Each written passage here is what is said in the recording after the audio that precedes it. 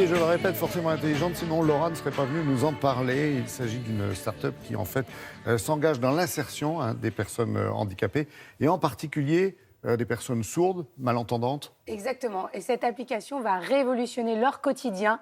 Il s'agit vraiment d'une petite révolution, puisque grâce à l'intelligence artificielle, on en entend parler non-stop de l'intelligence artificielle, on nous la met à toutes les sauces. Là, pour de rares fois, eh bien, elle est vraiment utile, puisqu'elle va permettre à ces personnes sourdes et malentendantes de suivre des conversations en temps réel, ce qui est absolument génial.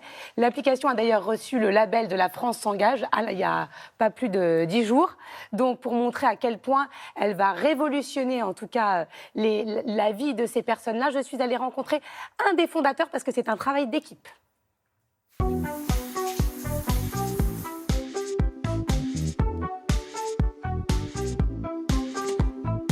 Quelle solution nouvelle vous proposez pour aider les malentendants? Nous proposons une solution de sous-titrage de conversation en temps réel sur les smartphones.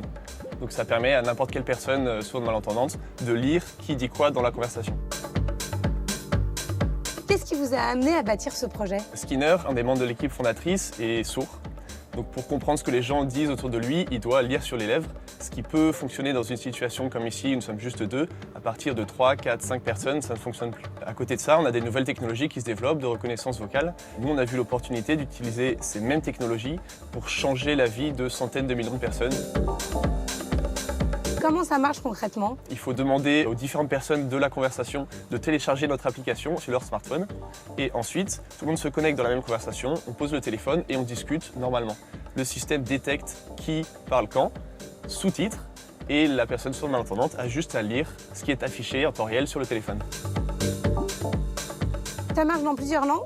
Aujourd'hui, nous sommes lancés aux États-Unis, en France et dans quelques autres pays d'Europe. Ça veut dire que l'application, si vous voyagez, peut fonctionner également, ou il y a une version différente par pays? L'application, vous la gardez dans votre propre langue et vous pouvez régler dans les paramètres dans quelle langue est-ce que vous souhaitez être transcrit. Quel est votre business model? Nous proposons un abonnement mensuel avec plusieurs versions, un forfait pour les particuliers autour de 30 € par mois et une version pour les pros qui est autour de 100 € par mois. Il faut savoir qu'il y a un certain nombre de remboursements qui sont possibles auprès des maisons départementales de personnes handicapées pour les particuliers ou de la GFIP pour les professionnels. Quelles sont les premières réactions que vous avez?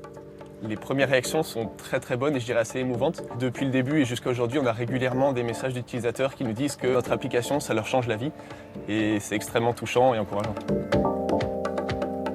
Est-ce qu'il y a des fonctionnalités que vous envisagez de rajouter à l'application? Il y en a déjà une qu'on a rajoutée il y a peu, c'est la possibilité de combiner l'intelligence artificielle avec un opérateur humain.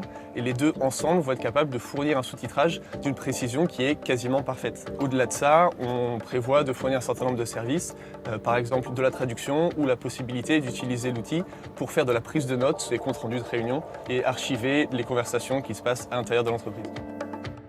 AVA, comme Ava. Ava, exactement, à télécharger, à diffuser autour de vous, qui est évidemment payante, mais vous pouvez obtenir des aides, comme il le disait dans le Il va y avoir des sujet. prises en charge. Des prises en charge, exactement. Par les collectivités, les entreprises, Et puis, etc. si vous avez envie de l'offrir, les mécènes peuvent aussi l'offrir à... Ben voilà. Hein, ça Belle sert à idée de ça, cadeau Télématin pour Noël aussi. cet été. Merci beaucoup, Laura.